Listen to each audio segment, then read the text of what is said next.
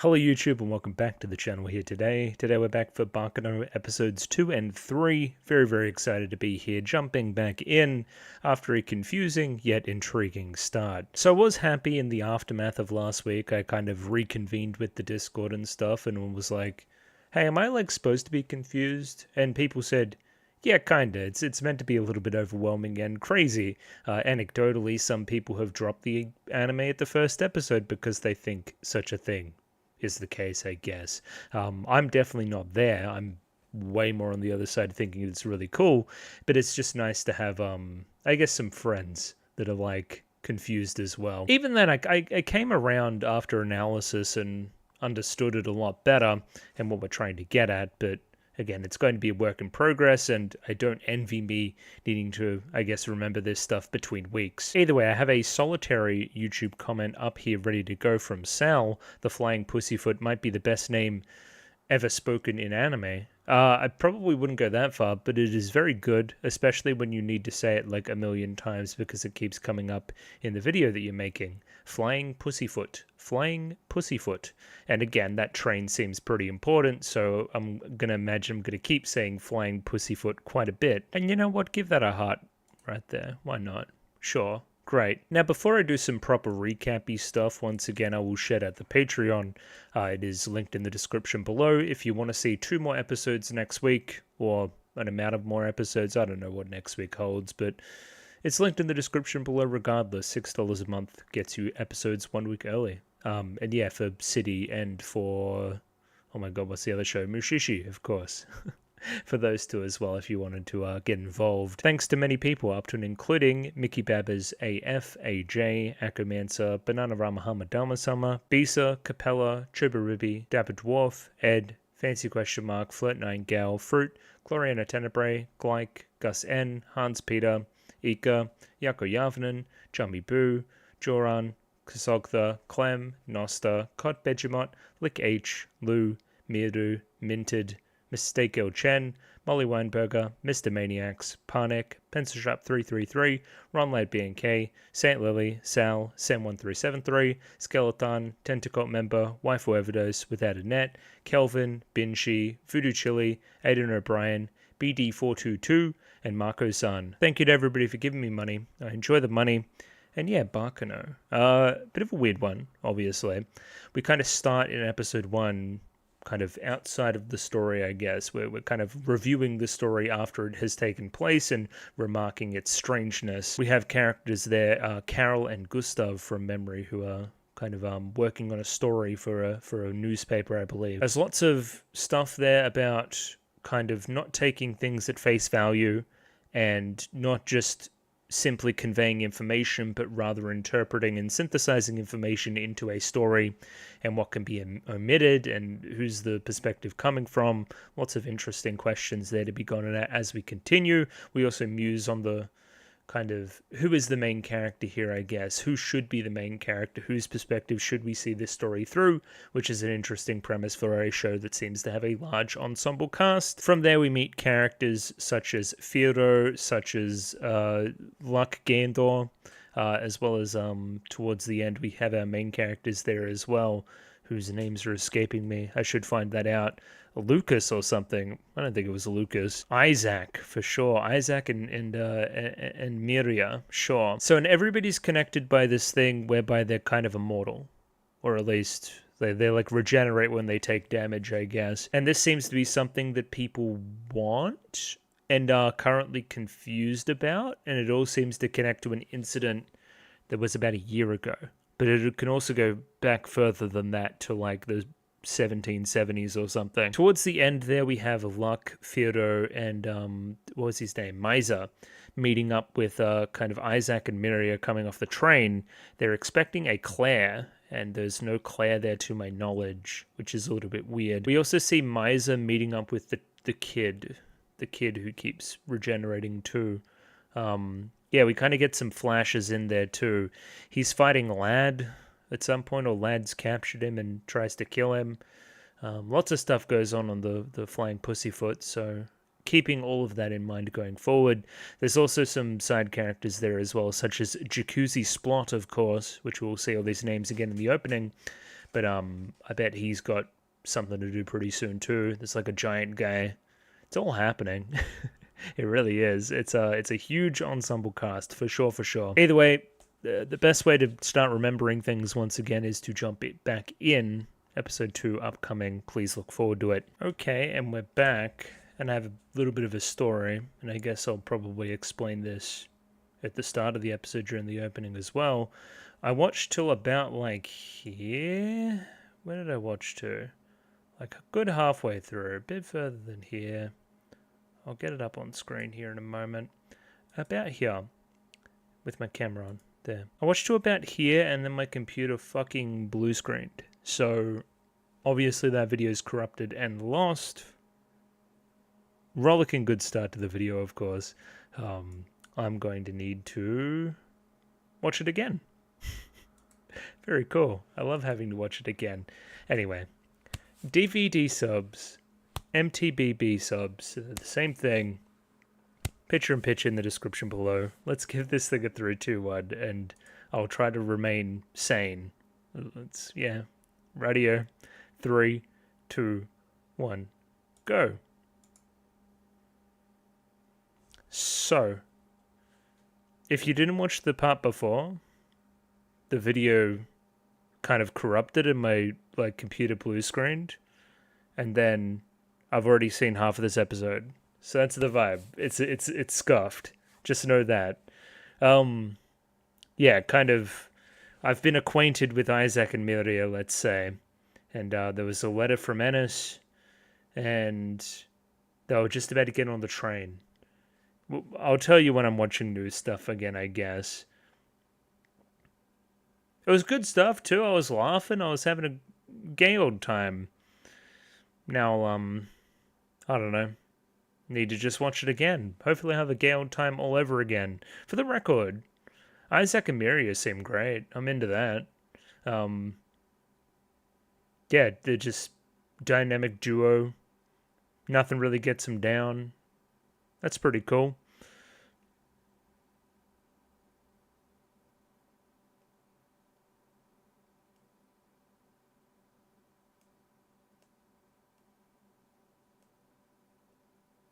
Hey, let's take the positive here. Maybe I'll have a better understanding having already seen the first half. I'll, be able to reread certain things once again, and my understanding will be enhanced, hopefully. Number 16, The Flying Pussyfoot.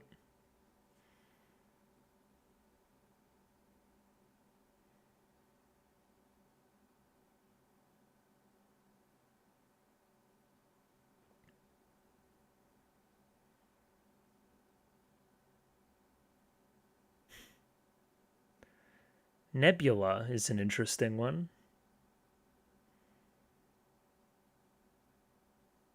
So then, yeah, we have this lady kind of looking around, being like, I don't know about all this. It's a little bit suspicious. And then that line there, ostentatious, that's from episode 1.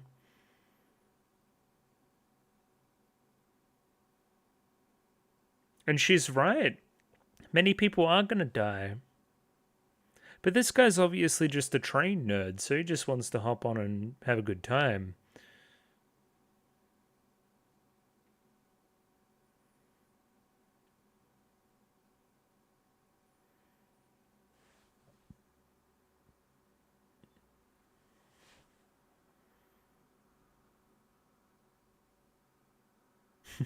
It's a good episode title, too, for the record. California 1930. So again, they're just fantastic. I was giggling, I was laughing, I was farting, I was having a great old time. Hate the blue screen.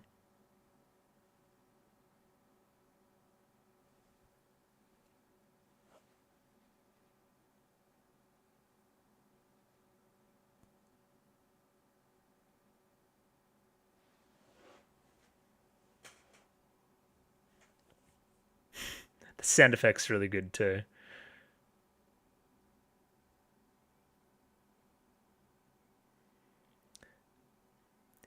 And then they mine for 5 months?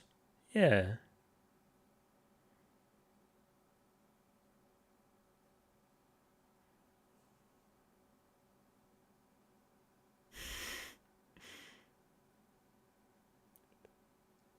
It's like, yeah, I tried. They told me to go away.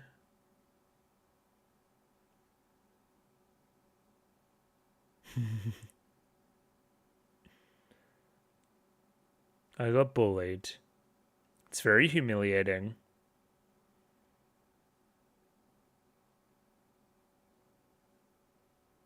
Crazy centipede technology. It's a little bit superstitious. Maintain the faith. The centipede means there'll be more gold. So it's been 9 months since California 1930.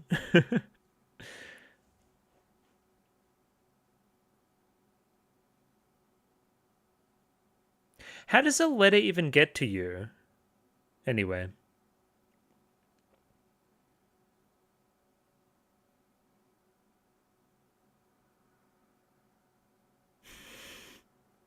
Stroking his ego. Fruitless. Stop that stupid shit you're doing.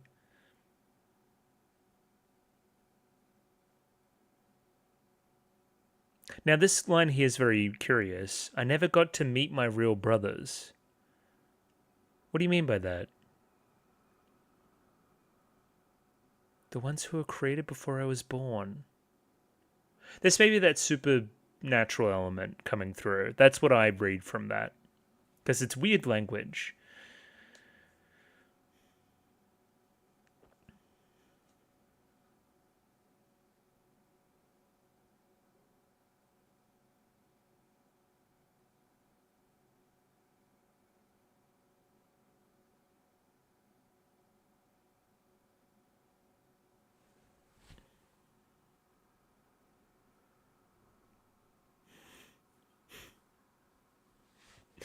Piece of animation's great.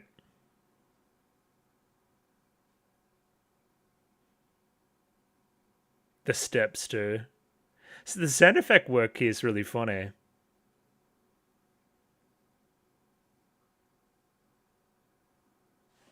The bouncing off the hammock here is great too.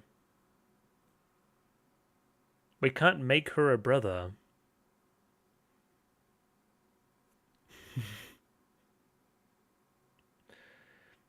How are we supposed to get her an amazing gift if we have no money? Let's do a train robbery. And even then they don't. They just hit people with baseball bats and then run away.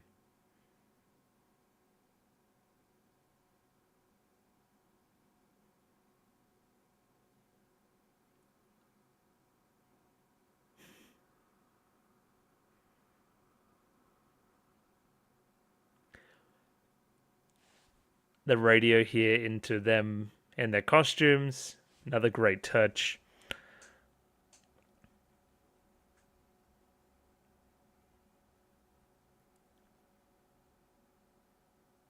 She's really cute too. I like her. Now I guess the vibe is that they're using the flying pussyfoot as kind of their getaway. In a way. Like the repetition of shots here, I thought that was fun too. And the costumes are great too.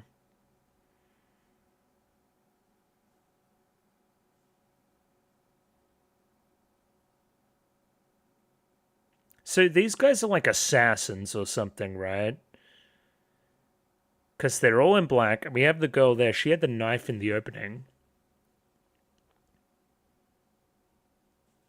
Our instruments must be handled with care. Our instruments must be.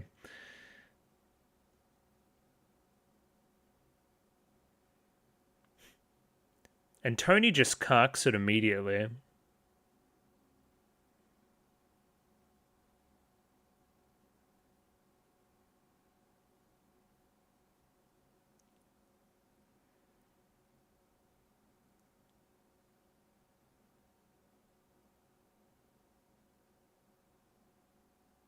It was going to be his last trip. My last day before retirement.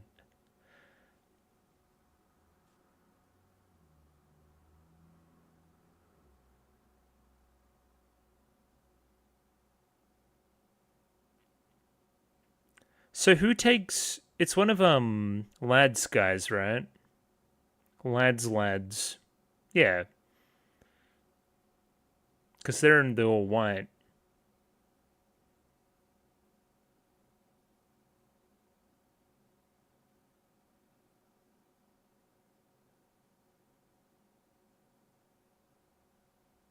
So these guys have a plan too, which is being countered by the other guys almost.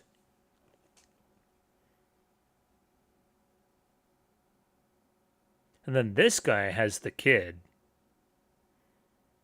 I'm still yet to see what any of this has to do with the immortality story from episode 1.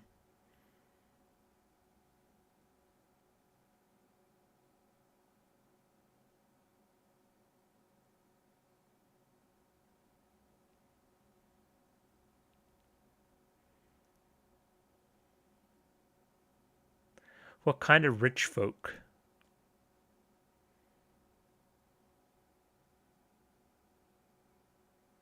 Bit of contrast. And what's her vibe? Because she doesn't seem very into it at all.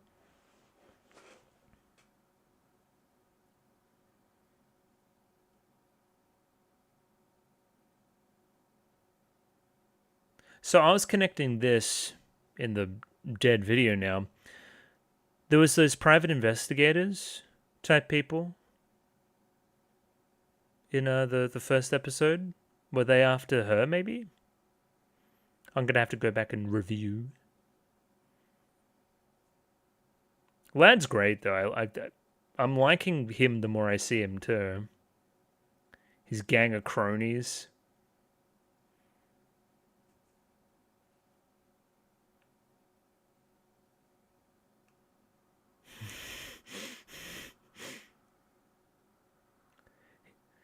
He's just so full of rage.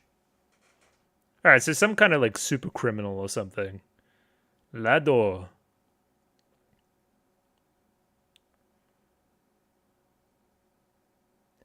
Then he fills up his boy.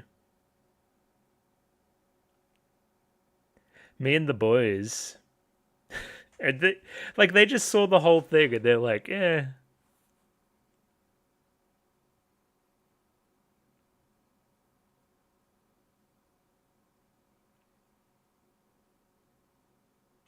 So this is about where the video stopped.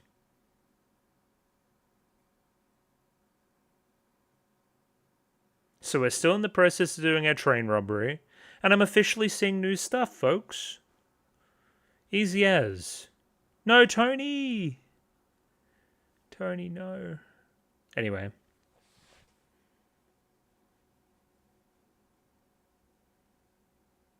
Who's talking?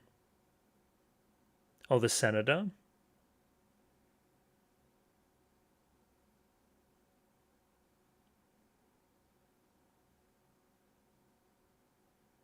Huh. The cargo.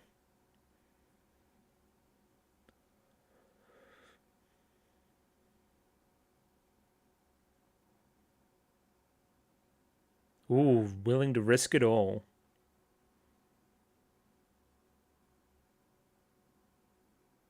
And the cargo's more important.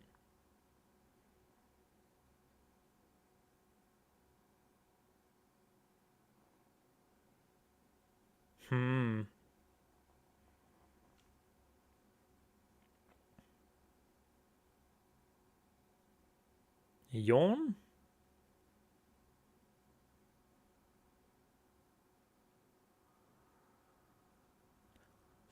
They were talking about bombs in episode 1.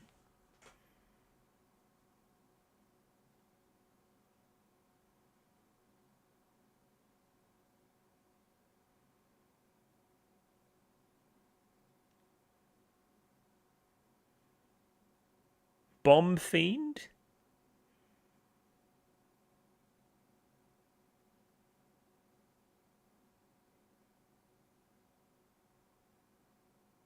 There's so many plots happening on the train. And the stupidest of all of them is that one. They love their Chinese too. They're just like me.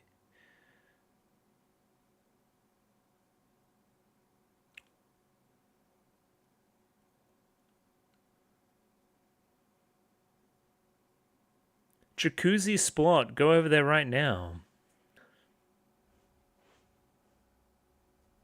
Well, if it'd be cool, maybe I will.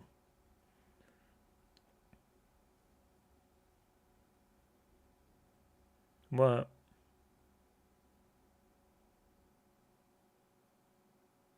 What do you call him? Jacuzzi? Jacuzzi? Jacuzzi. Yeah, is it a tattoo? Is it a scar? Culture shock. I thought you were the movie star.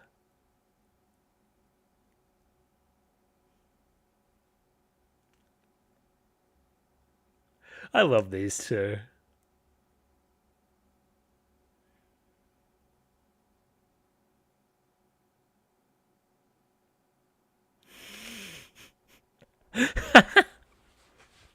No, it's so pathetic.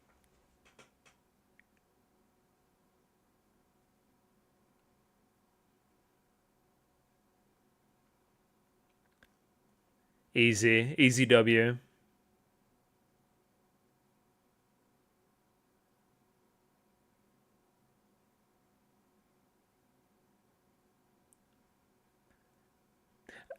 They're like, I don't know. They robbed the mafia. They're not too bad of people. No, that's not what that means. No. Oh.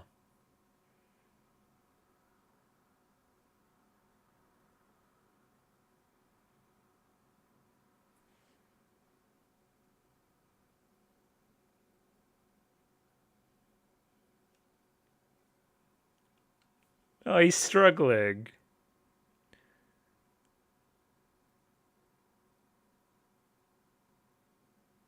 He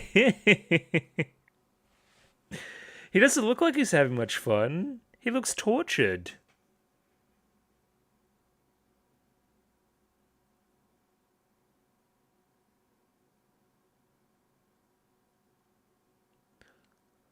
So is this our kid? Or is this a different kid?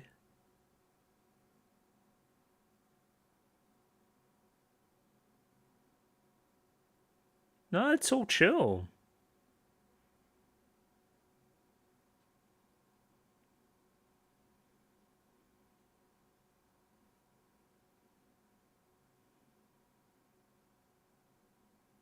So this is, yeah, the senator's wife and daughter. Yeah.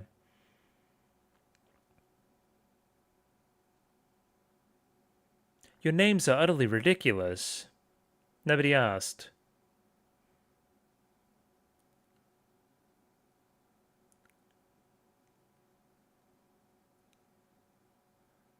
Is that what your voice always sounded like? Okay, so you guys know each other from way back? And they've both got like the same kind of tattoos. Huh? I'm already Tracer? Explain yourself. Swiftly.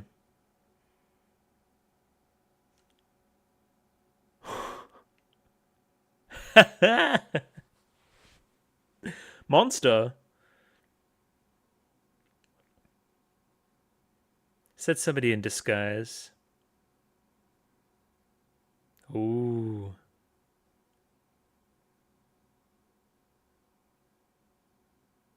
Here comes the rail tracer.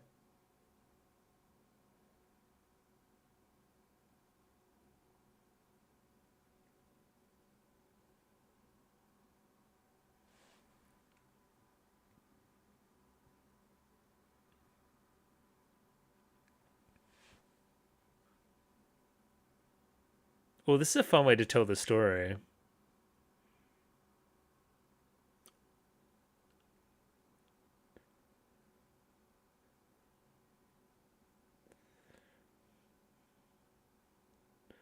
Well, that's no good. A little bit ominous. What is that way? What do we have to do?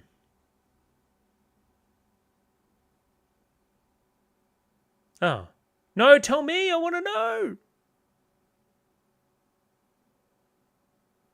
What is this? What are we doing? Okay, so he was in on it?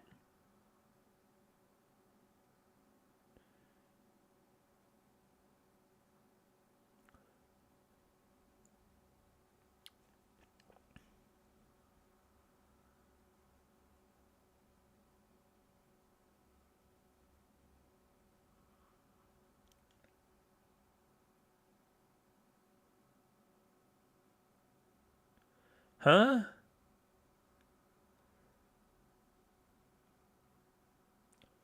Who? Huey Lafayette?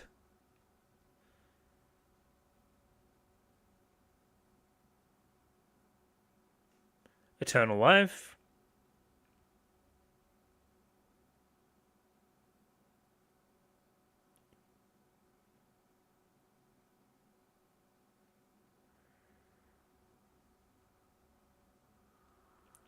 What was the end of this story? Oh, they forgot.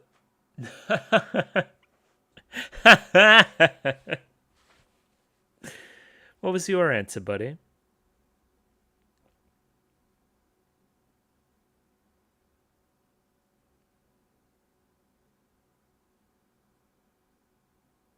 He's such a scaredy cat.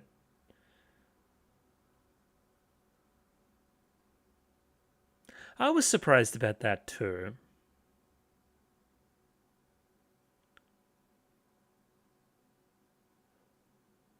An immortal among them? Why would that matter?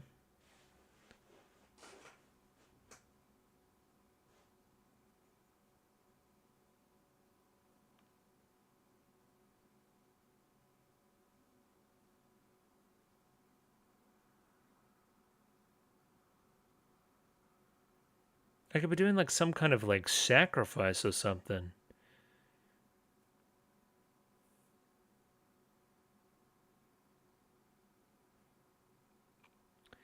I'm just like terrified. I'm scared.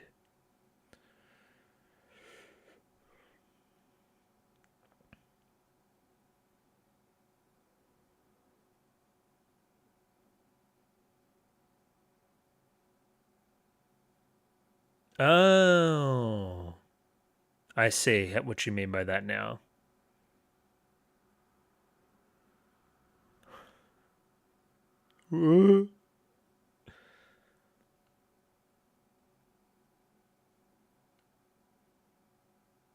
Not Master Huey.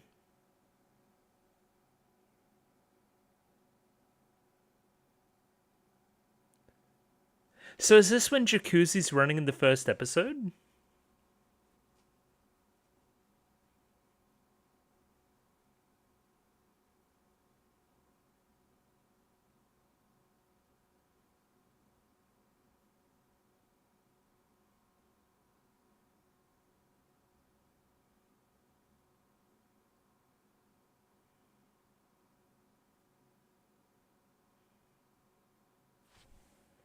I just killed my bro. And he thought one of the assassins was hot. Okay, so a few things are coming into sharper focus. We have kind of this team of uniformed, kind of black clothes wearing people. They're taking this train hostage, including a senator's wife and daughter, in order to free a criminal who's called Master Huey, I believe. So therefore, they're willing and able to sacrifice everybody on board to get their bro back. Fair enough. Lad, on the other side of it, I think he's just a different criminal doing something else. He recognized Jacuzzi, though, which was weird. Now, Jacuzzi, Nice, and the big guy, they're something at a bomb? I don't know, I need to go to review, but they've got some shit going on too. It's a lot of different plots at play, where I guess the irony is that the most small fry of them is the train robbery that Isaac and Miri are doing.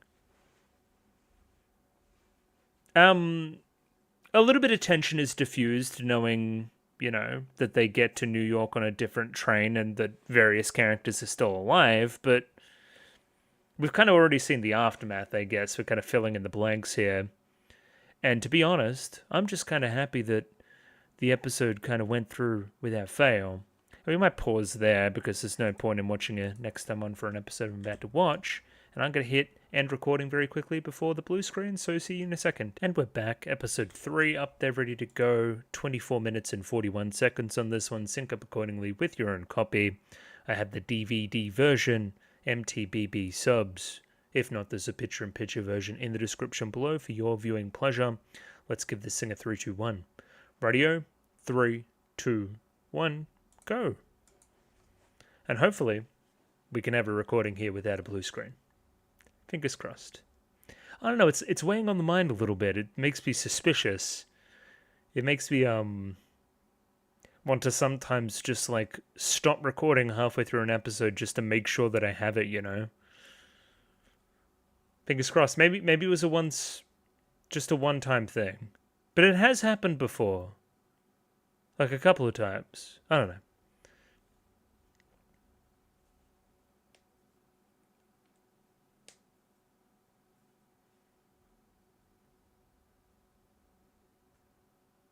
I'm yet to hear about this guy, Slizzard or whatever. And why are you associated with Ennis? And then we're on the train. And it seems like Jacuzzi's whole crew, they have staff on the inside or something. They just know a lot of people. Wait, don't I know that name? Whoa, what? Is this a little preview or something? Okay, cool.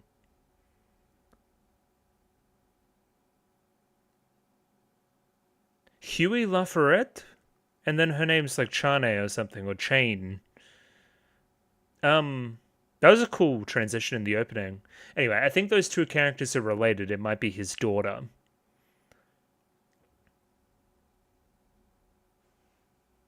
I don't know what's going with Dallas or nothing. And then he's playing cards with the senator's daughter. Okay, it's all coming into sharper focus. We're a year in the future. Sure. What are you doing?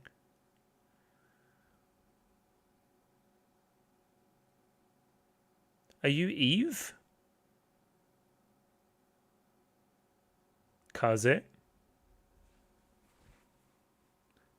Hello, Benjamin.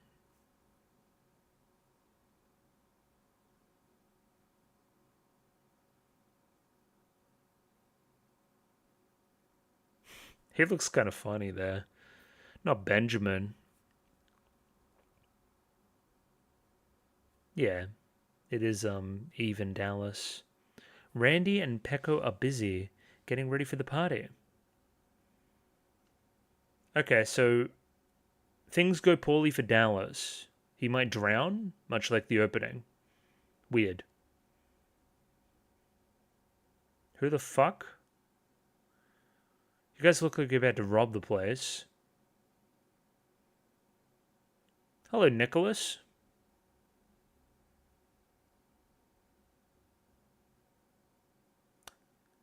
Okay. Runaratas, Gustavo.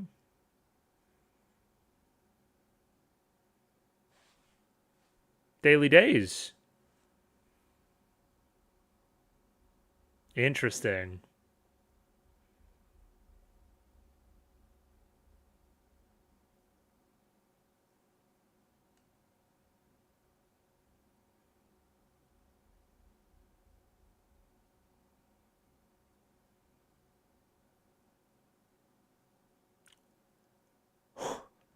He's kind of nice. Just give me $500 now.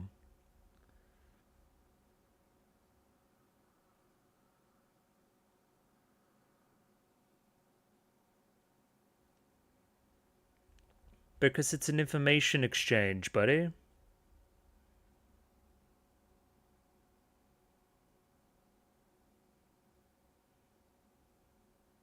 Of course. The same way that I'm selling you information.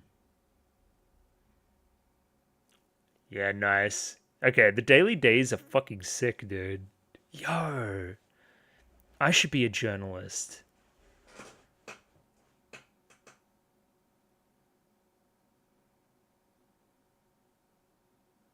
We're jumping all over the place, man. Is this Dallas?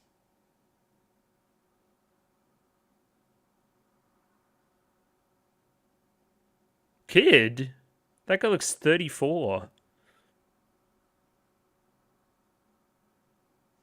Beat his ass. Bang.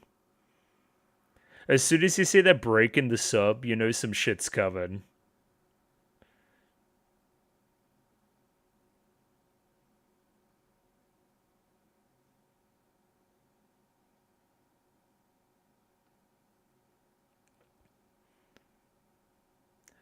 So I thought this dad and brother died. So maybe that's still coming. Luck.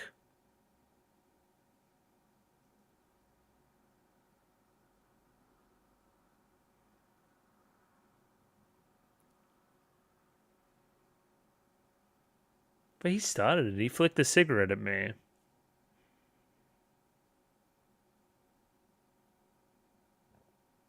Okay, bro. I got my guy Burger here. Watch out. No one I know. That's crazy. Small fry. Back on the train. Their lives?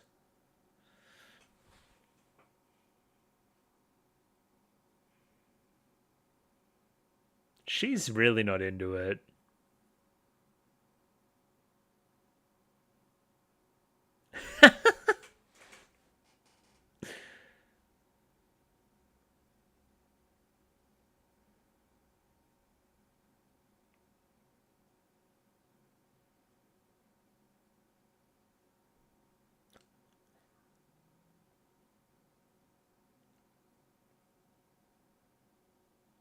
Lad, you need to calm down.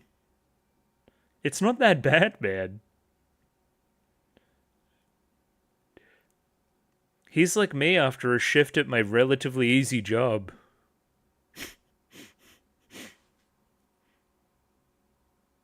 Romantic, I guess? Sure.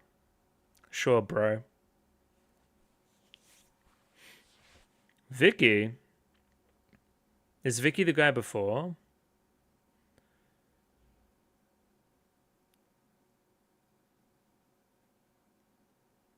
Are you okay?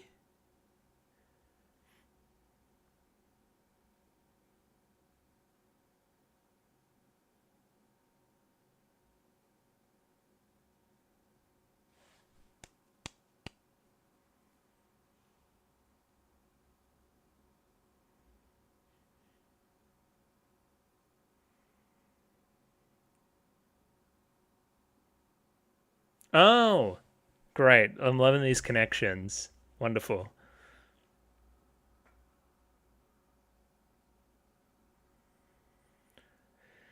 And then he's going to come in just as the other guy's shot, right?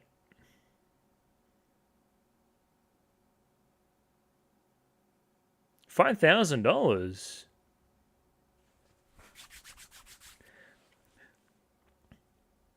Lucky jacuzzis are not very recognizable. With his face tattoo and everything. Okay, bye. Alright, let's split up. Love that zoom. The background's cool too. I think he got told a weird story. But he's right.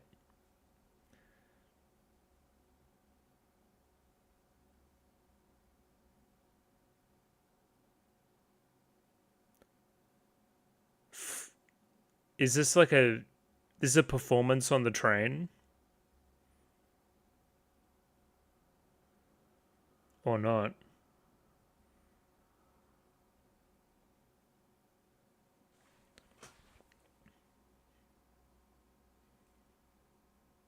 What are we doing?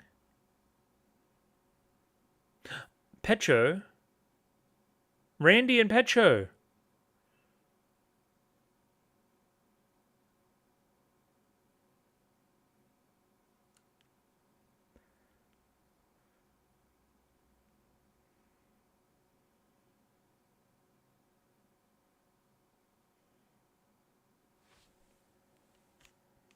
What a disaster. No, Randy.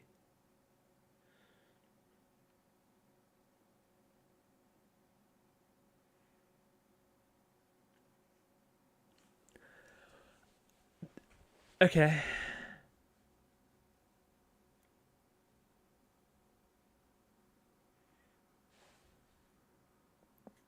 What? This show's a fucking mile a minute, isn't it? You got him, man. Who the fuck are you? He's doing experiments.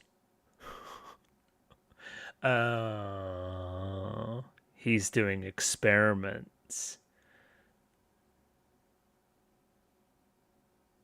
What a sicko.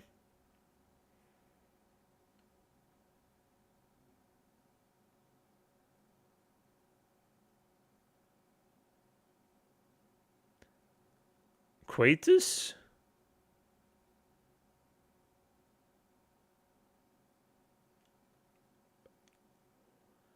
So this is where they were doing the... Oh no.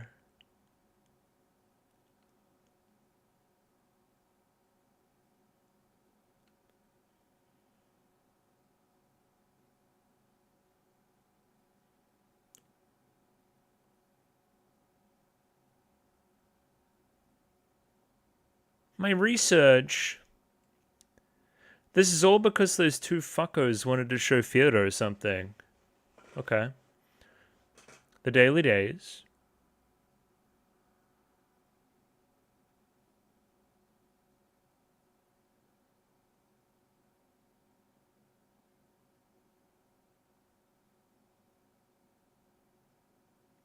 Just a little bit.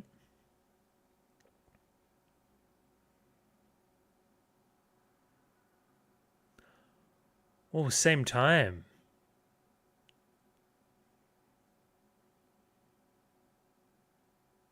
So again, you would imagine that they gave over the information after being held at gunpoint.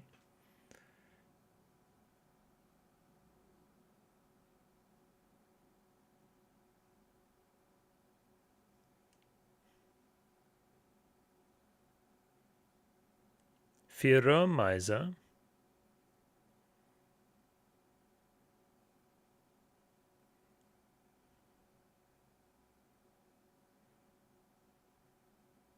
Yeah, you are very green, aren't you?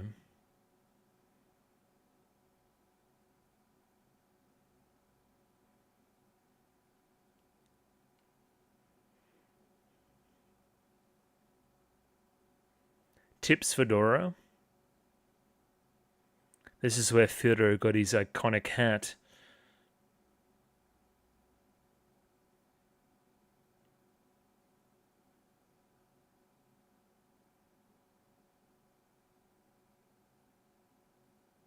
Weird.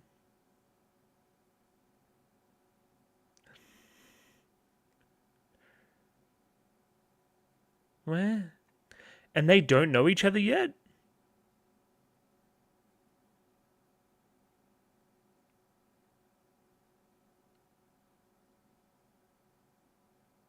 Or maybe they did. Anyway, and they didn't want to give it up.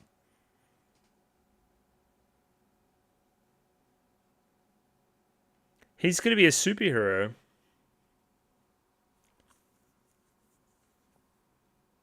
Oh. Interesting.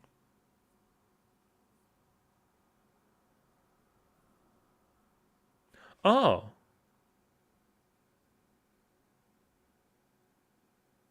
Ennis.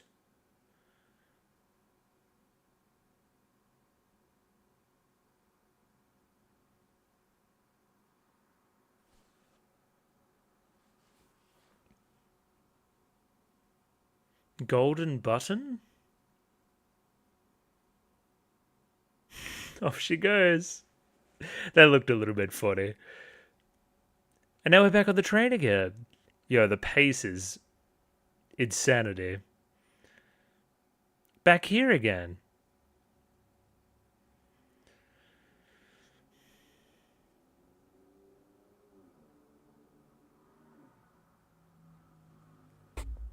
Ooh. Excuse me.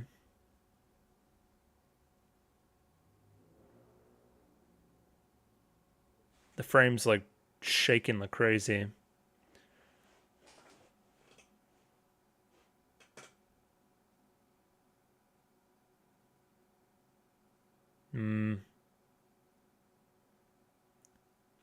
So the cargo's like a bomb or something they were saying, right?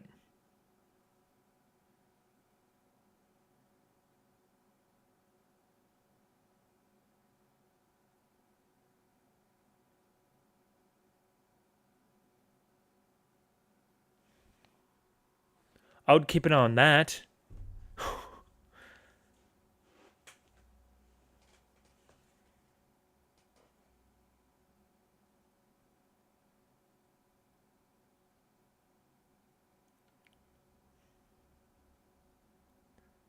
No, okay, so he's not very smart. We just wanted to lay low.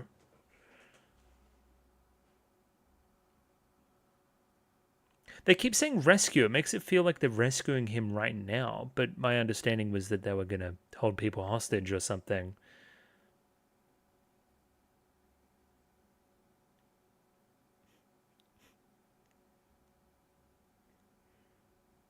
Indeed.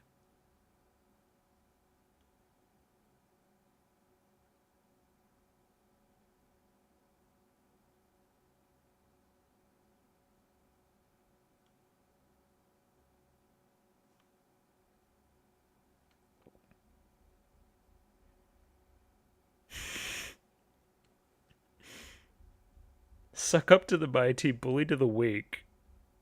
Oh. I liked him. He was my brother. Just chill out, chill out, chill out.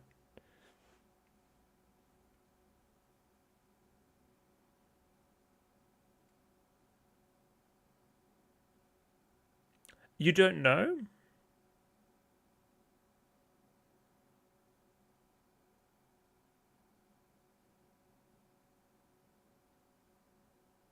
Go on.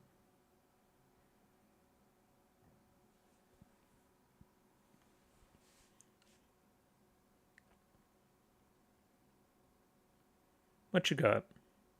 Ooh. Okay, bye.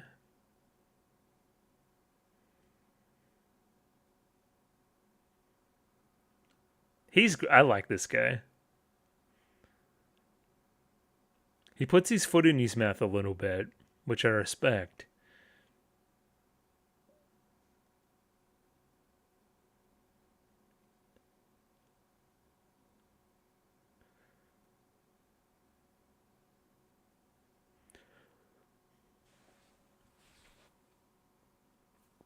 Okay, well that doesn't help anybody.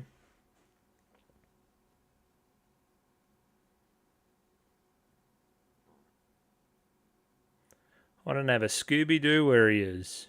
Not at all. Benjamin, what are we going to do, buddy? Now we're back here. Okay.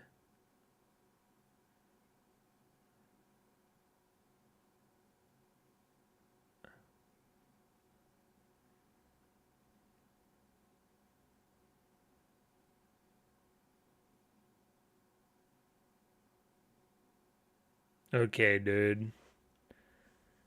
Anime character.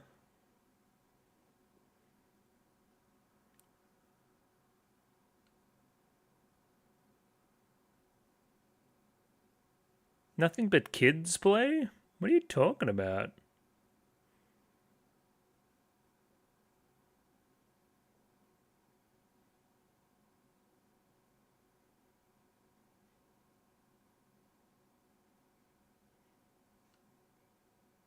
He's actually money. He's actually nice as fuck. Question. Is he immortal already?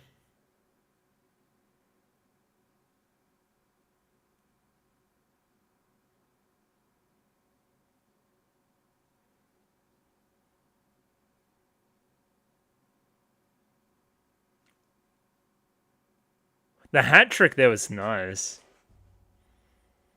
Okay, we don't even have to... I don't know, what's the liquid in these bottles?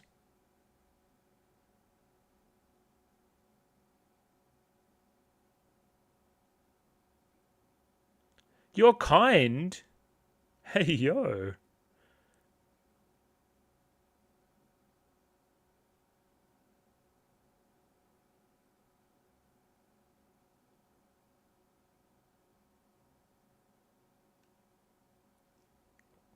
Yeah.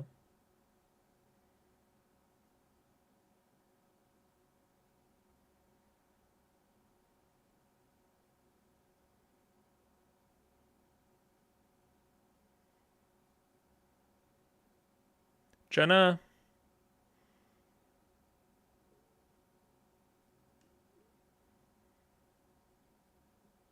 Oh, black suit. Oh, like the little rat you are. Dallas?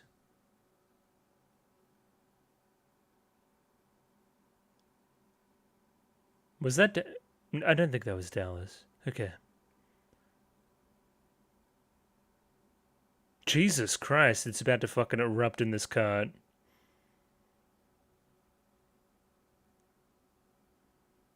Ooh, not her though. What a psycho. Oh, it's all about to get started. Ah! I forgot about this guy too.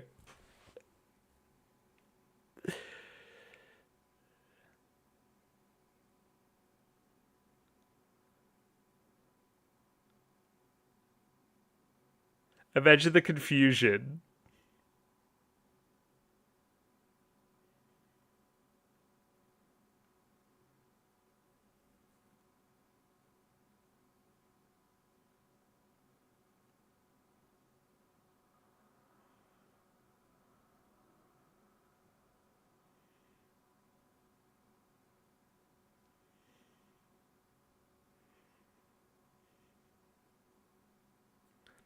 I feel a little bit outgunned. You know, you can't just back out.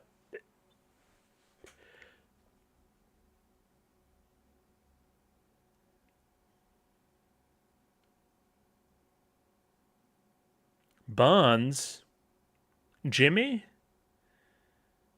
Okay, and then you find, yep, because he got shot. The fucking gears are turning here. The gears are turning. For sure, for sure. And then you're just very superstitious. The rail traces here. What's next on Baccano? We'll give this a ride. Oh, after the ED, of course. Needless to say, I was pretty comfortable with the stuff that I'd already seen once. Coming back through there, I'm like, oh yeah, makes sense, sure. Then episode 3, it started to go like off the rails a little bit. We'll get back on though. We're trying. It's coming together. I have to put together a timeline a little bit. I need to know when people are immortal and when they're not, when they're involved with each other and when not. Because Fyodor and Misa passed Isaac and Miria and didn't seem to know each other, but I could be wrong there. So that tells me that they don't know each other yet, so that's still playing out, I guess, in the course of playing out. Obviously, the skip ahead to the very end with Dallas, too. Like, he's underwater or something. Don't know what's going on there. His initial meetings with, fucking Gandor and the gang. Like, Dallas from the previous year, I believe. Like, why did he go missing between that time? Well, we know he doesn't like Gustavo, because Gustavo killed his fucking family. I don't know. Lots to consider. Don't even get me started on fucking Seslaw or whatever his name is, the little kid. He freaks me out.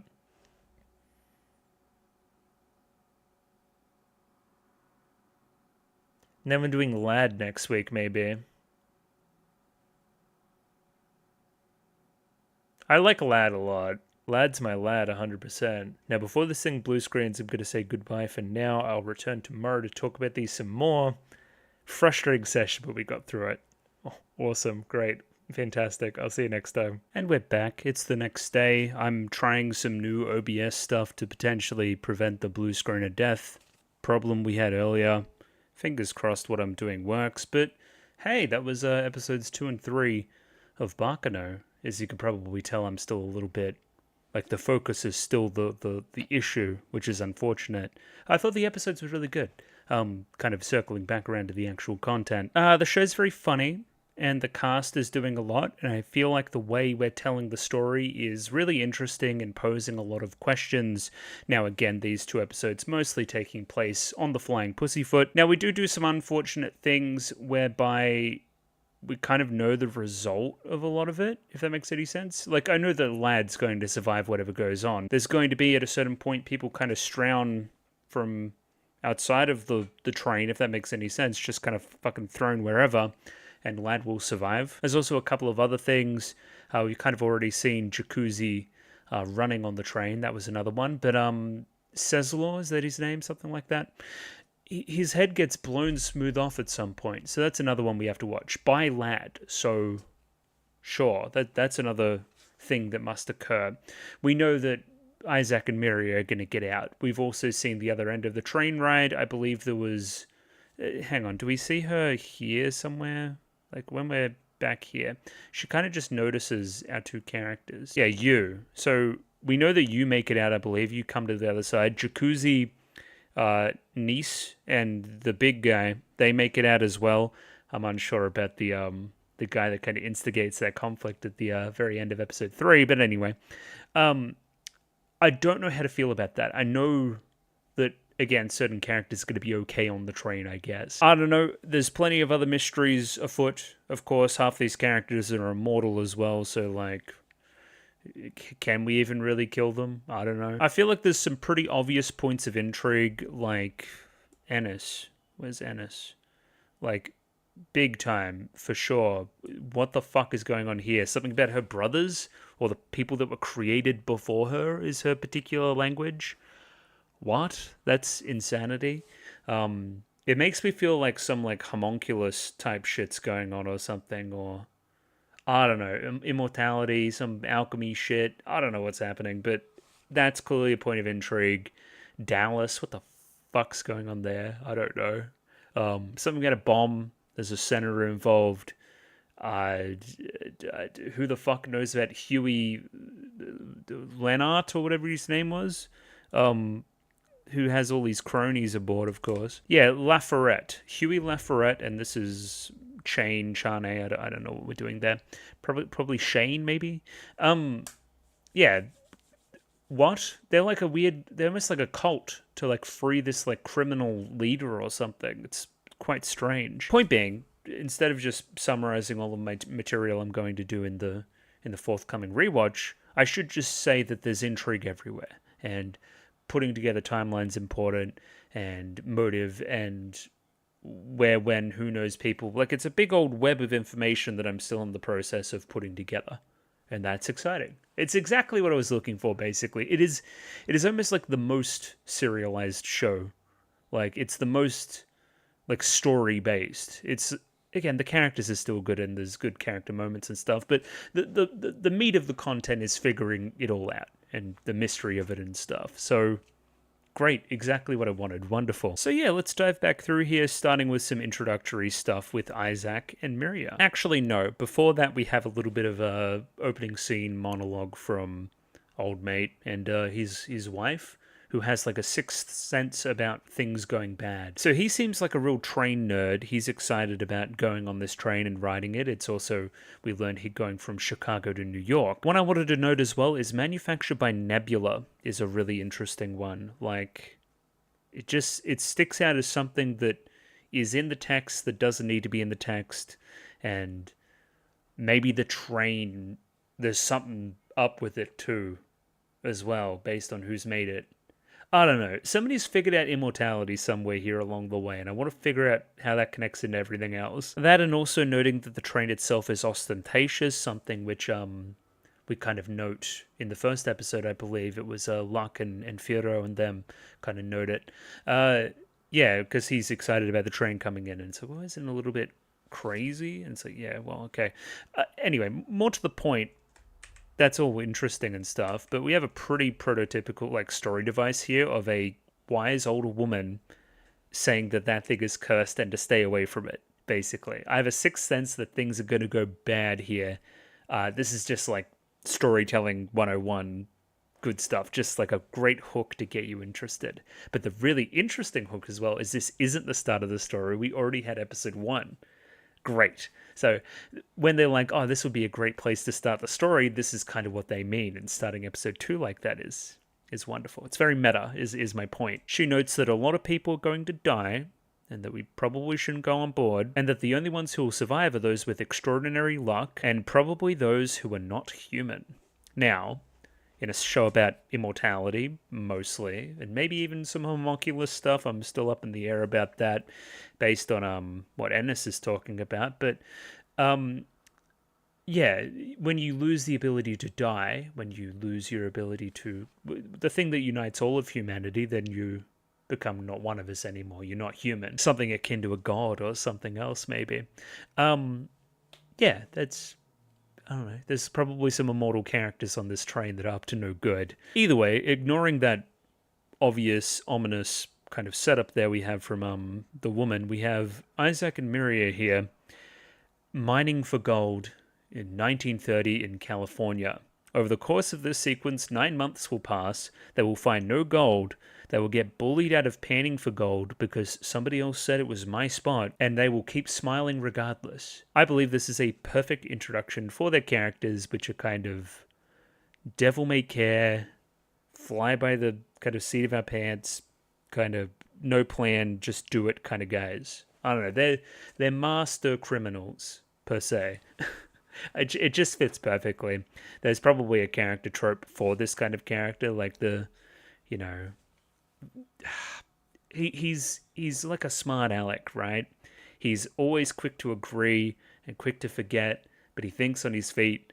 He's great protagonist, very funny. Also, his dynamic with Minori is great too, because often she will speak to some semblance of sense, but she's also a little bit blonde as well. She kind of doesn't always question, Isaac the right ways. Just enough to bruise his ego and make him think on his feet a little bit more and come up with a reason why we're doing this thing. I also really do love the line here, we're stealing gold from the earth, because again, we're kind of master criminals, us too, right? We're master thieves. So again, whatever we do, it must be part of our kind of, larger brand as thieves almost, which is great. Once again, when, they're on the train and doing the train robbery, it's like, no, it needs to be part of the robbery, right? This needs to be part of our thiefhood almost, in everything that we do. There's some great kind of branding there. There's some, I don't know, it just speaks volumes about these two. It is really good character setup. I don't know, kind of like snake oil salesman type energy too, like, I'm selling to Miria that we're supposed to be here and supposed to be getting this treasure from this cave, and I'm able to do so for 5 months. They are very loud, though. Miria tends to do a lot of awes and stuff. Listen, if they were the primary characters and on the screen 90% of the time in this show, it may get a little bit irritating, but in the small doses we have thus far, they're just delightful. And once again, he sees a centipede, and that is a good enough omen to continue to dig for another 4 months. Now, we must remember timeline. Timeline is very, very important in the show. They've been out of action here for 9 months. Something happens in 1930, I believe, which, again, after that, these two have gone in this direction. They have a relationship existing with, what is it, like Luck and Firo and Ennis and Misa and all them that they're going to go visit, because they're all very chummy with them later on. So something has happened previous to this point whereby these characters have met. Now, what's interesting is, again, Ennis is the one I'm focusing on, not including Luck and Firo, who are both immortal, and fucking Isaac's kind of immortal too with the ear. Ennis was talking, seemingly knew the guy that did the thing on the rat where the rat came back to life, right? I'm churning there. I believe the point in the past at which all of these characters met, maybe even for the first time, was to do with this immortality thing. That's just my 2 cents. I think that's where we're going with this. Did I mention that Isaac has a bit of an ego? Another really great moment here is him listening to Miria read the letter and then kind of like nodding along as, Ennis is saying all these kind of congratulatory things. And then as soon as, we diss the gold mining, he just like flinches and falls off the couch. Just wonderful. Just as soon as that ego's bruised a little bit, the whole veneer kind of shatters. Now, these are the lines that I wanted to query in the moment. Again, in the first recording of the moment, I really queried them quite hard. I never got to meet my real brothers. The ones who were created before I was born, I mean. Weird. Again, it's giving, like, I was born in an unconventional way. I'm not quite human.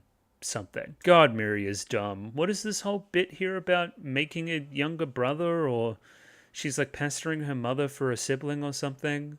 It's like, no, that's not. That's just something that Isaac kind of like half read the letter and came up with. Like, I don't know, man. These two are a hoot, but God, that would be tough to deal with. Either way, we feel sorry for Ennis. That's the premise here. Now, we should go get her a gift and cheer her up. Something akin to that. Well, we don't have any money. We're dirt poor. We've been mining here for months with nothing to show for it.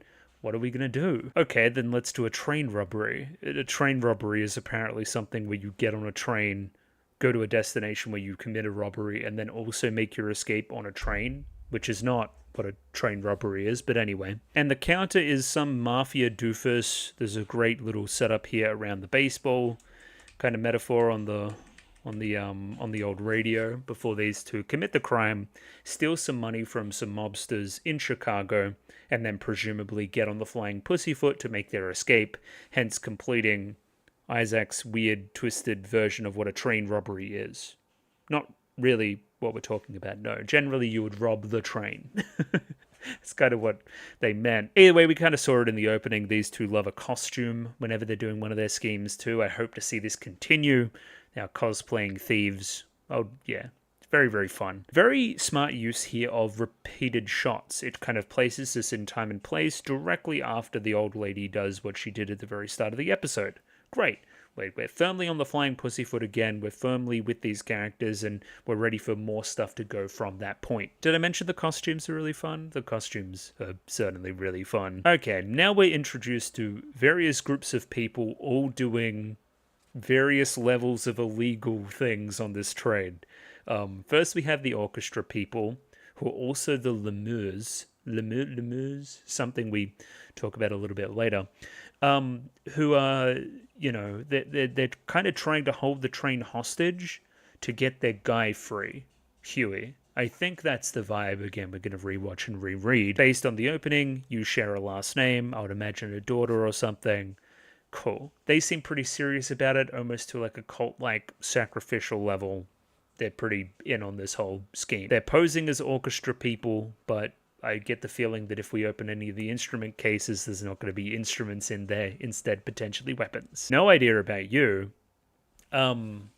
Actually, hang on. Bear with me. No, hang on. I thought it was this person on top of the train. That was incorrect. Something I did see in my scrolling through episode 1, though, was this. We have Shane here or whatever floating on the river. So we kind of know where she ends up in all of this too. Before that as well, as we saw Jacuzzi and Nice getting off the train. A little bit worse for wear, so something goes on. Yeah, still you elude me. I don't know what's going on there. We never did find out who Claire was, right? I don't know a Claire. Anyway. Yeah, whatever. We have Tony here too. Tony's about to cark it. Sad. These two characters will come back in the end of the episode explaining a certain story, which I guess implies that you're in with the Moors or whatever. So you're kind of with their whole orchestra gang type shit. Yeah, it's crazy that both Tony and this guy are like already dead.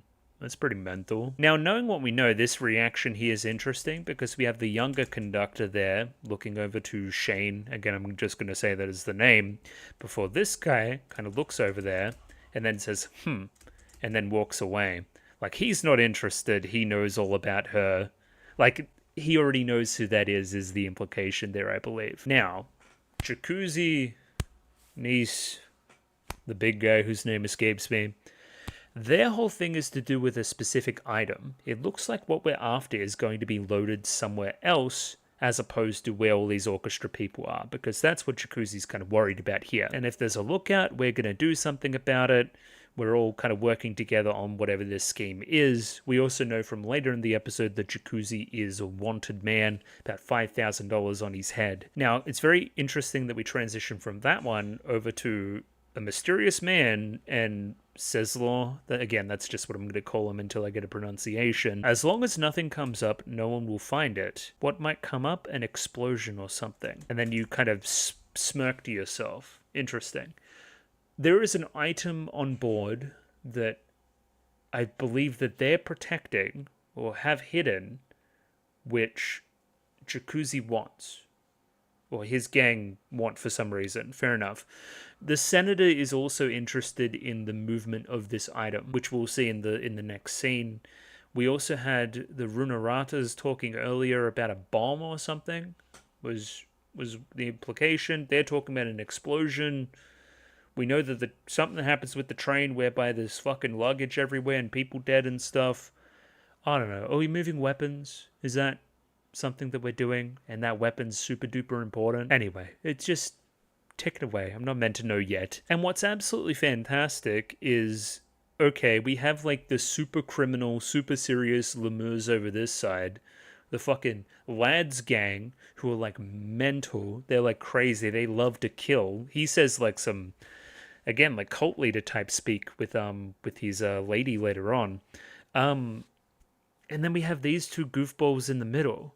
Like, they're flanked by, black over this side, white over this side, and they're both kind of like these master criminal, super serious gangs. And we're just like, we like cosplay and do like funny theft and like hit people with baseball bats.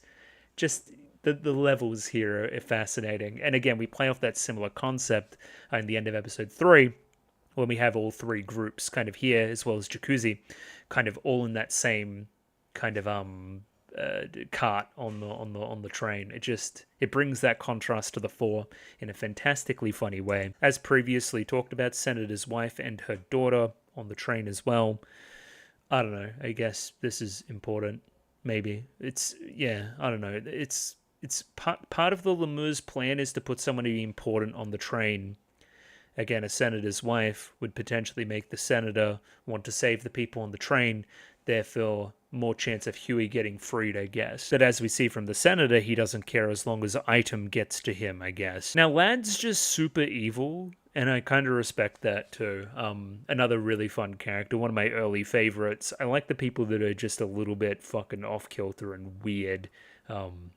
Yeah, I'm loving him. Like, he just, like, loses it looking at them. Talking about grinding them up and, like, crushing his fist as he does it and stuff. Just, he's a special character. He's got a couple of screws loose. I respect that in a man, I really do. And he's also got his partners in crime as well that are no slouches when it comes to being kind of insane. Like, we just took the conductor's uniform and left Tony in the fucking drink over there. And yeah, this is the response. I mean, the things we do for the people we love, I guess. And again, I'd like to believe that Isaac and Miria just heard all of that and they're like, they seem interesting. Anyway, it's like, no, they clearly stay away from them. So now we're with the senator after the ad break. We're talking about the cargo. We're all very concerned about the item and it moving on time. Cargo is in the last car furthest away from the first car. Fair enough. Now, when we're talking about the rail tracer later on, it kind of starts from the back and keeps going that way. So, again, whichever way fucking Jacuzzi's going is where also the cargo is that they want. So I think he just may happen upon it as well, maybe, if he keeps going that direction. The important thing to take out of this scene, basically its entire point, is just to amp up the severity, right? hey, whatever this thing is, the MacGuffin, it is more important than the lives of my wife and daughter. I am willing and able to risk them to get it here and do whatever we need to do with it. It is of vital importance, and that is why, again, a lot of different characters want it. Once again, transitioning from that to Jacuzzi discussing with the bartender here about a high-grade package. So again, I'm imagining they're all speaking about the same thing. And again, if we're imagining they're talking about the same things, now we're talking about a bomb here. So I'm two and two together. They're probably all talking about a bomb. So who are these people? Because, okay, we say that this is a tattoo. I was querying that potentially it's a scar of some kind, and that would explain all of these, but it seems that you're tattooed and eye patched as well and all that side of it. Are you guys just, like, criminals for hire? Did you get in with the wrong people? Do you owe people money? Is that why you're doing these things? I would imagine you have a client that you're doing this for. Again, are we really able to steal it? Are we? Are we? That doesn't give me the vibe of somebody that wants to steal it to use it themselves. It gives me the vibe of somebody that's been pressured and is in a situation whereby they need to steal it for somebody else, otherwise bad things will happen. In grand contrast to Jacuzzi and Nice there, that are all very, you know, hushed tones and secrets and stuff, we have Isaac and Miria eating the world's largest Chinese you've ever seen. We suggest here that Jacuzzi should go make friends. This implies that he's not very good at doing that and kind of needs a little bit of a push sometimes. Again, a little bit anxious, socially, you would say. Again, this is all just like character building. Okay, one of my queries was like, what's the relationship here between Nice and fucking what's his face, Jacuzzi? I would imagine it's something akin to like, I've known him for a long time. I want him to grow up. I want him to break out of his shell a little bit more. Like, I don't know, big sister vibes, but not by blood. Just again, wanting to push him in the right direction, maybe wanting to even get him out of this life almost, you know? Again, more to uncover there. Some of the direction here is really fun as there's like really, really close camera stuff to Isaac and Miria, showing how much Jacuzzi is kind of intimidated by their presence and their overwhelming positivity, energy that they bring to a conversation. Like, there's probably your best example. Like, Miria's like right next to the camera there. He also proclaims here that he sells liquor, but then he doesn't. He's just a delinquent and just a normal person, not a movie star of any kind. But again, they don't know. They don't care. They just were interested in your face tattoo. Did I say these two are fantastic? Because I believe it. I want to make sure that that's known, I guess. Yeah, my man Isaac here just speaks absolute porridge all night. He's talking about, like, beef is vegetarian, and you get both the bag and the money if you get a bag full of money. I don't know, I guess that's a positive way to look at life, but the beef one is just straight up incorrect. I don't know who told you that. Either way, it seems to make Jacuzzi at least happy for a moment before the whole rail tracer story. Which is nice. Again, Nice kind of remarks that. Oh, the bartender does, actually. It's nice to see him having some fun. That's when the kids get involved too. Fucking Cheslaw or whatever the fuck. And the daughter, Mary, maybe? Anyway, we'll find out here in a second when we introduce ourselves. I would imagine these two just befriended each other on the train. I don't think there's a pre-existing relationship there. Cheslaw Mayer. Cheslaw Mayer. Cesla, let's go with that. I'm sure we can figure it out. And you say you're on your way to see my family in New York. You also see Miser in the first episode. Like, after all this happens in the future. Interesting. Okay, just putting it all together. Who knows who? Once again, Miser said a suspicious thing. He said that this was an old friend. Why would a child be an old friend? Immortality angle. Of course, Annis is there too. I have big question marks on her. It's all coming together a little bit. They're all immortal and sus and stuff. They're in on the whole immortality thing. Now, we kind of circle back to this later, but I'll do it now. Cesla also notes that he shouldn't have said his full name. Like, he shouldn't have introduced himself using his real name. Like, again, it's covert part of the mission. Don't get attached, all that other kind of stuff. But also notes that there might be other immortals here, which may be the reason why he said that, which is weird. Another thing we can put together, before we get into the whole rail tracer thing and how fantastic this is, despite Miser and Annis seemingly knowing fucking Isaac and Miria here, Seslor doesn't seem to know Isaac and Miria, and Isaac and Miria don't seem to know Seslor. So he's separate, I guess. We do a really fun transition here whereby we go from kind of, one telling of the story with Isaac and Miria to the kind of conductors over here telling the same story. Now, this rail tracer thing may come back more. I don't know how much of it I should summarize, but monster attacks from the back of the train. It's almost like a info hazard or whatever. If you know about it and if you speak about it, then there's more chance of it showing up and doing a thing, and it just makes things disappear and erases things from existence. I don't know. I can't really... There might be like a metaphor there that we're going to do later or something. I don't know. Probably some smart person that's already watched the show can speak to a rail tracer and a little bit more kind of authority. However, there's one way we can stop this rail tracer, and just as this conductor's about to say it, he gets interrupted by this conductor here, and conveniently Isaac and Miria also forgot. So we have no idea how we can stop the rail tracer. This is what kind of prompts Jacuzzi to come down here. That's why I'm summarizing it, I guess. Now he interrupts that conversation to shine a light, which this guy also sees, which is the signal for, okay, it's time for the lemurs to go. They're going to follow the plan, split into teams of 3, and get to work. The conductor starts to tell his story, the story about the ghosts they call the lemurs. So again, what we're doing here is we're comparing a direct fairy tale to, our gang, our group of people. Again, we're almost like stranger than fiction. We're almost things that you should compare to like supernatural beasts and something like that. We're scary is kind of what he's trying to say here. Even scarier than your damn rail tracer. So, Huey, we're subservient to Huey to the point where we're able to sacrifice, or willing and able to sacrifice everything, kill people, blah, blah, blah, blah, blah. Huey, who has obtained eternal life and started a kind of criminal cult with all these people. We praise him as some kind of god or something, and we almost want to free him from prison. This is just all very strange, but sure. Keep in mind that Huey is also immortal. That is a link into everything else that's going on there. I mean, this is kind of just the Isaac and Miria episode. They're so good. Anyway, again, this scene I spoke about before.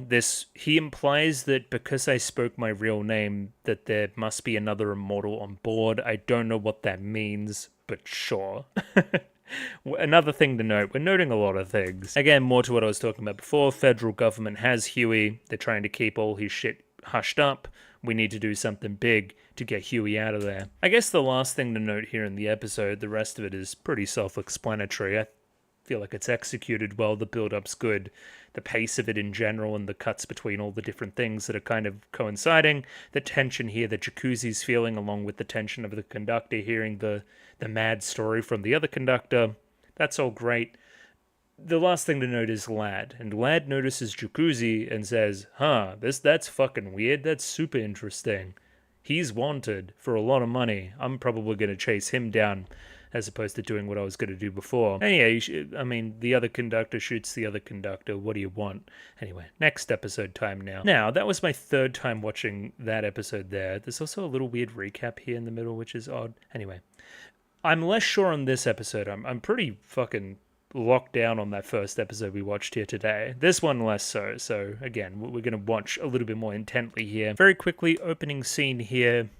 Good bit of drama and tension to it. Very cinematic kind of opening, and obviously asking a lot of questions.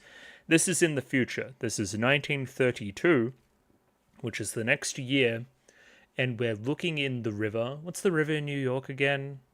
The Hudson? I want to say that's right. We're looking in the Hudson for presumably Dallas. I don't know.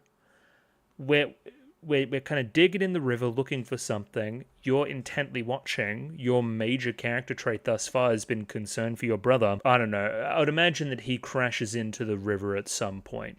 Also, very notably, in the opening, if we do see it here, right there, that is Dallas, and he's kind of drowning. So, something, put that together maybe. Now, the episode title is also great. It's about Randy and Pecco, which are two random characters we see later on, something about a burning glove which starts the fire, which makes the guy run. It's all That's very funny. I like the episode titles that are kind of about tangential, unrelated characters. Like the second episode's title, excuse me, was about fucking the old lady and the guy. The lady that had the premonition. Now, I loved this too. This is the Daily Days. Notably, this is also the same publication that Gustav and Carol work for at some point in the future when they're writing this story. So, keep that in mind, maybe. It's a little bit fun. This is Nicholas. This isn't Gustav. I don't know if he's related at all, but he seems to be running the joint here. Or at least some of the joint. There's the guy later on. We kind of meet him when we're with the Genoards later. Now, I'm not just going to recount to you exactly how this scene went. I just love the build-up. Essentially, these two guys come in looking for information. He says, yeah, but this is an information exchange. What can you give me? And then a little bit of money there as well. They don't understand this process. They think that they're criminals and they can get away with it. They think that they're kind of outgunning them. But in reality, we're the ones with the fucking guns. Where are they? Yeah, you can kind of see them there at the back. Yeah, love it. Again, fantastic scene in the moment. I don't know. I love this like kind of criminal kind of underbelly side of it all, and everybody's kind of like got a trick up their sleeve, or you know, they know the game or something like that. It's a really, really fun world, is the world of Baccano. Anyway, I guess the pertinent information there is that the Runeradas are after Dallas Genoard, which is something we noted from episode 1 as well. It is to the point where the patriarch of the Runeradas there, he would rather focus on them than the Gandors. I believe we also note something about a bomb in episode 1 as well, but I would need to be reminded of the context of that, I guess. From there, we jump back a year to 1930, and we see Dallas Genoard walking with his little gang of cronies on Runerata land or something, or this is a Runerata guy that thinks he can push him around, and he gives him the what for. It goes to show that like Dallas doesn't give a shit no matter whose family is whose family. He's just gonna beat ass. He's kind of a hothead. He's got a big temper. He's in with the wrong crowd. That's the kind of vibe there for Dallas. Noting also here that he's also part of a family, essentially. Suck up to my pop and brother, will you? The pop and brother are now dead as well, at the hands of Gustavo. Yeah, just that implies that the Genoards are also a pretty big kind of crime family here in New York, and that the Runeradas were small fry compared to them at some point, but potentially the Genoards have fallen throughout time. And lo and behold, there's Luck. Luck the previous year, still with Burger. Obviously, again, another important crime family, just kind of all intersecting here. Now, once again, Dallas can't be that big, because these guys don't know who he is. They're just like, that was fucking weird. Anyway.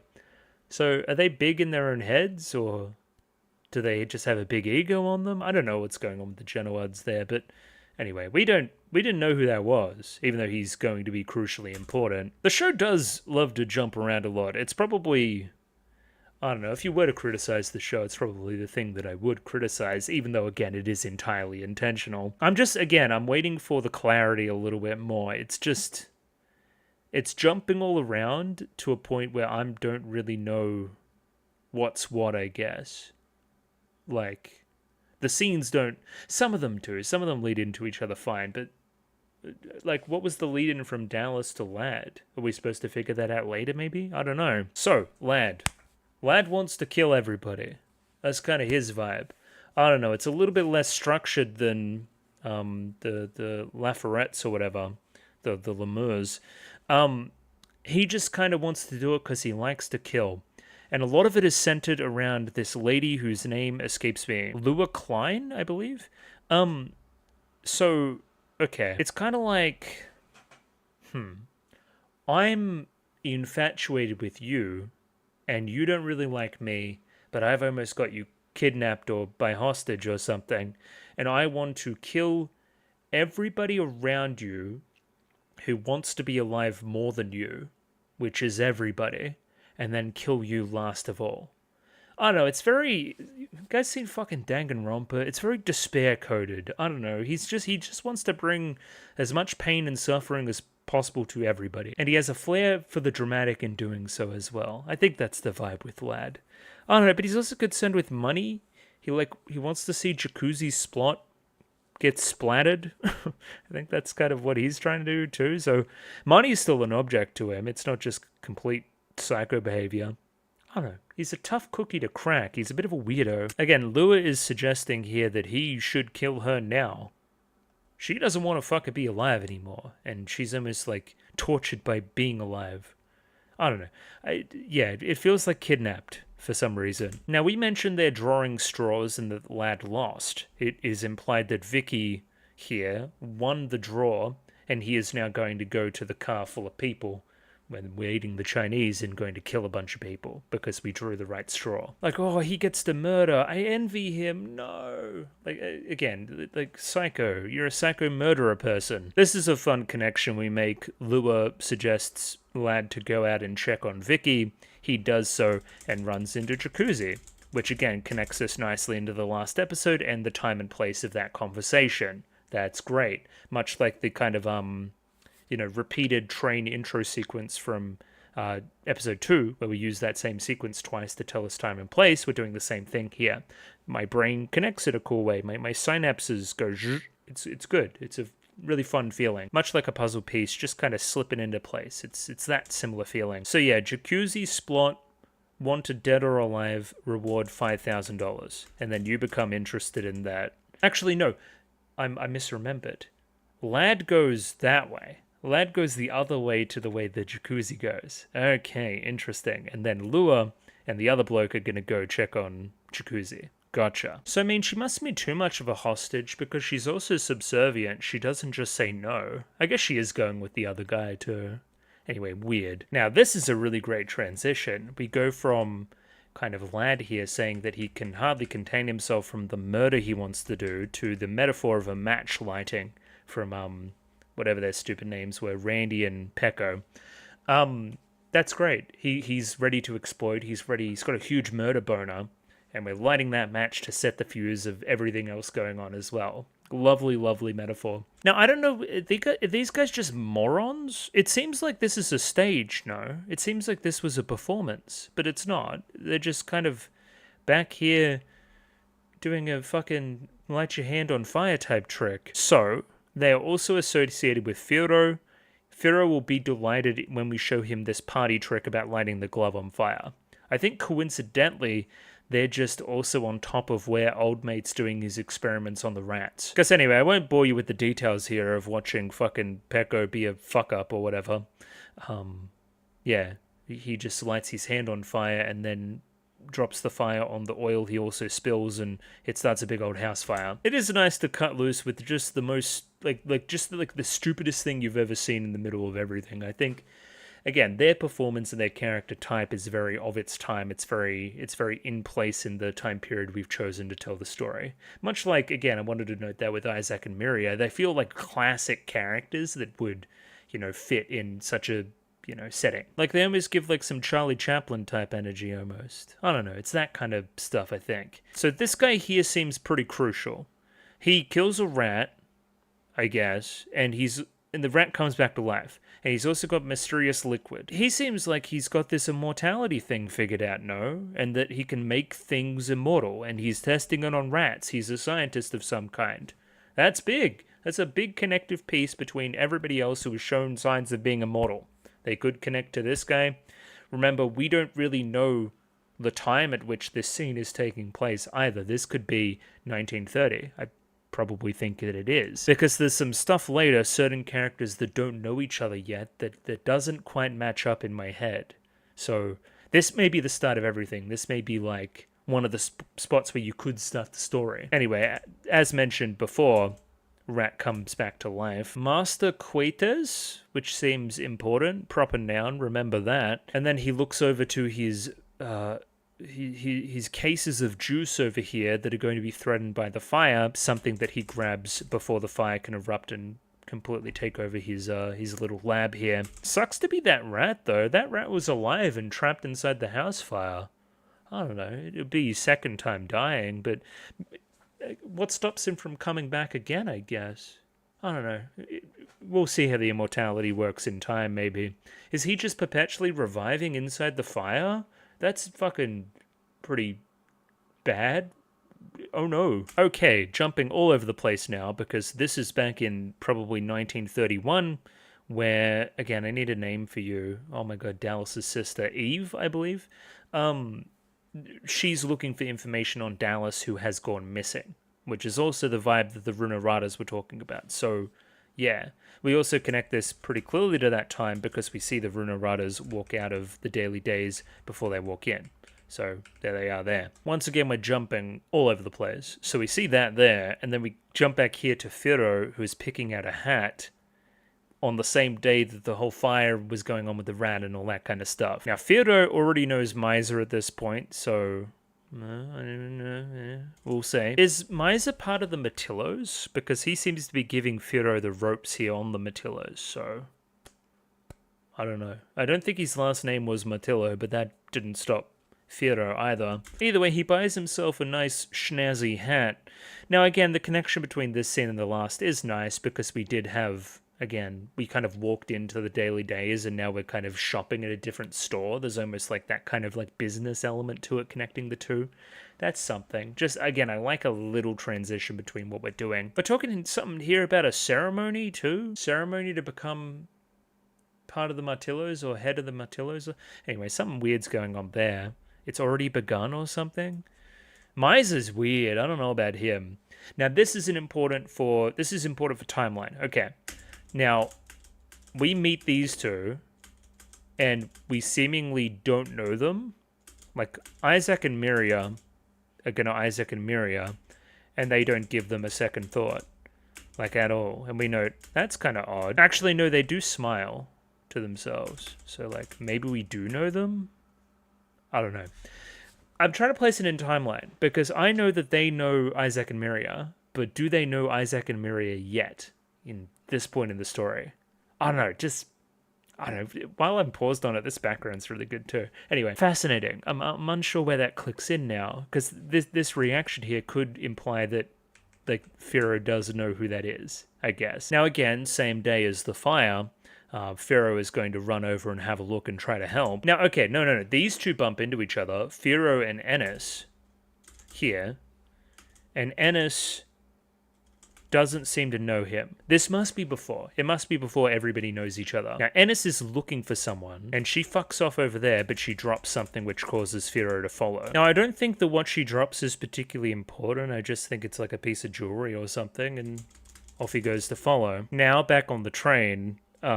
back in this scene, again, nice little connection to where we were before, this character here just fucks up. He thinks that Jacuzzi's asking for something that he's not, and he goes off in his own head and thinks that it's time to take this part of the train hostage because Jacuzzi's going to steal the thing, maybe. I think that's what he does, and he is hilariously outgunned in the end because we have the Lemurs and lads gang who are psychos also in there. Oh, interesting. We also call Niece boss. Oh, okay. So she may be running this shit and trying to get the money. But then why does Jacuzzi have the bounty? Anyway, more to discover. It's interesting that she's the boss. The particular line here is that Nick should take this kind of stage car, right?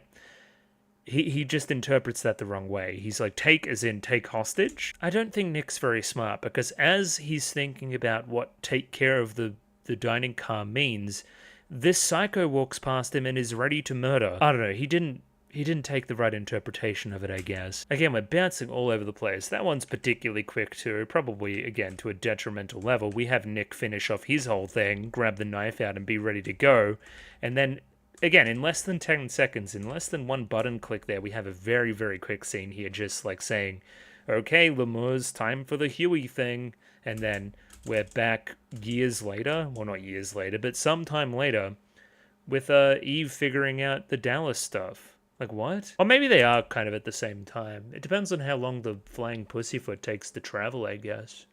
Or, anyway, they're unrelated in my eye right now, which is odd. Ooh, more timeline stuff. So if this is the same point, Dallas has gone missing a year ago. Okay. We saw him with Luck in that scene previously in 1930. So it must be soon after that Dallas goes missing. Now, did Dallas go missing at the same point that his father and brother died, or...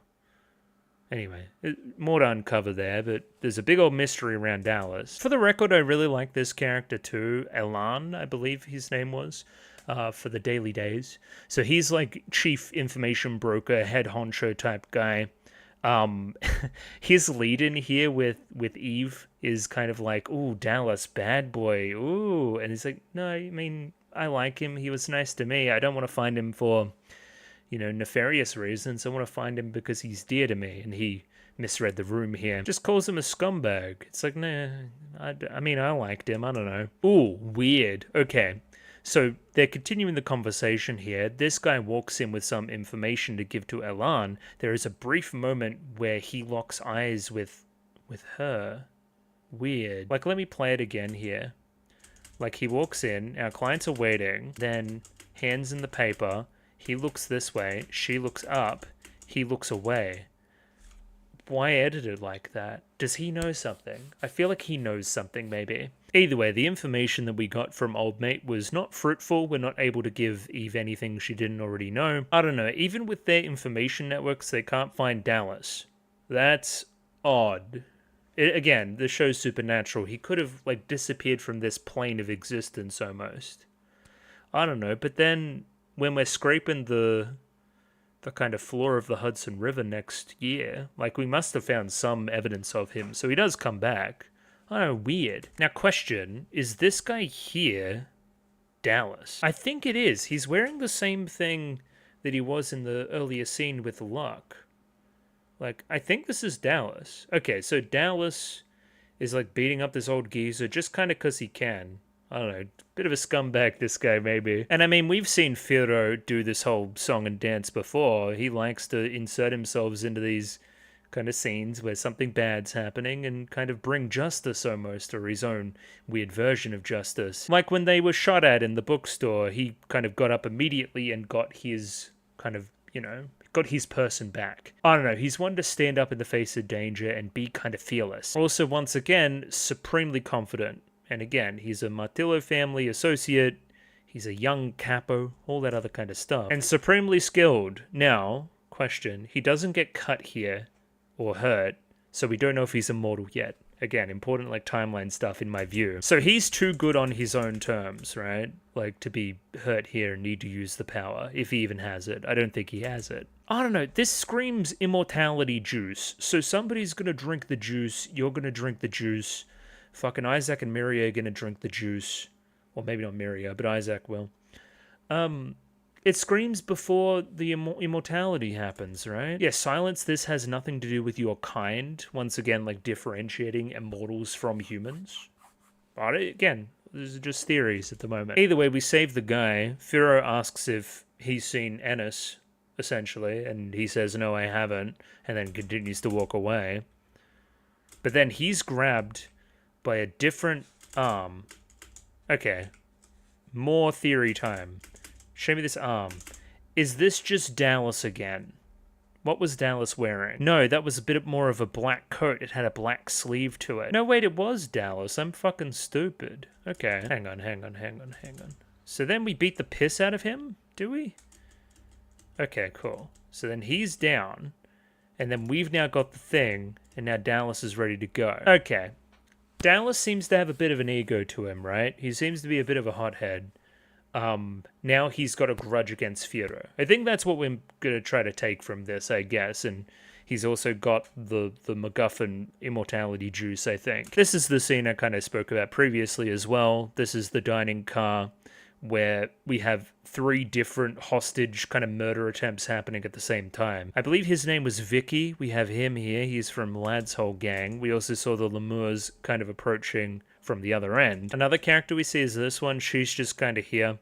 And, we give her a little bit of the bang, but sure. Once again, it is just hilarious that all 3 of these attempts happen at the same time. And immediately to the floor are fucking Isaac and Miria. I wonder if they've been in this kind of situation before.